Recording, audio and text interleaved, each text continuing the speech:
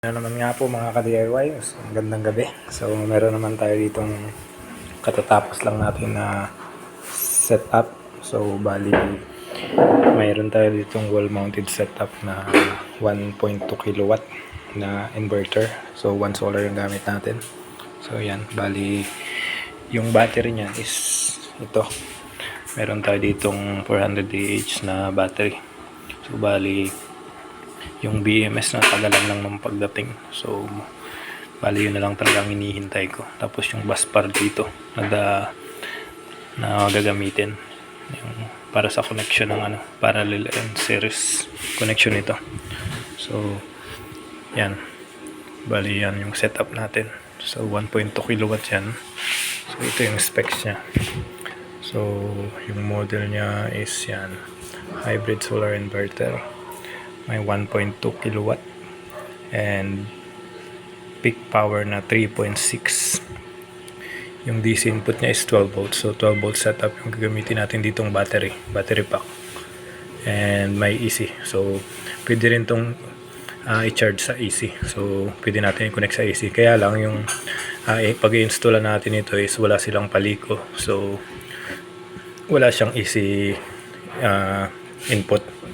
So bali dito lang tayo sa solar input lang. So may MPPT charge controller to na built-in. So 40 amps din. So and nagdagdag ako dito ng another MPPT charge controller na 40 amps din also. So bali dalawang 550 watts na solar panel yung ikakabit natin. So may dalawang 40 amps. So bali i-separate ko na lang to connection yung dalawang MPPT charge controller na built-in and itong another MPPT. So may breaker box na rin tayo dito. So para sa panel, para sa inverter from battery, yung main breaker nya and sa AC output. And meron tayo dito kinabit na tatlong AC output natin, saksakan. So yan. And ito yung wire na para sa battery natin. So yan, ang laking wire. Bagay na bagay yan doon sa ating battery pack na 400 Ah na calb.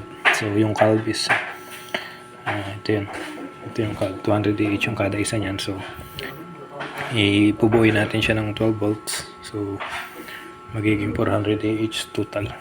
So napakagandang setup, napakalaking na ng battery pack niya na gagamitin natin. So and then meron tayo, as you can see, meron tayo ditong battery also na 60 Ah battery pack para naman ito sa ating portable solar generator na naka-line up.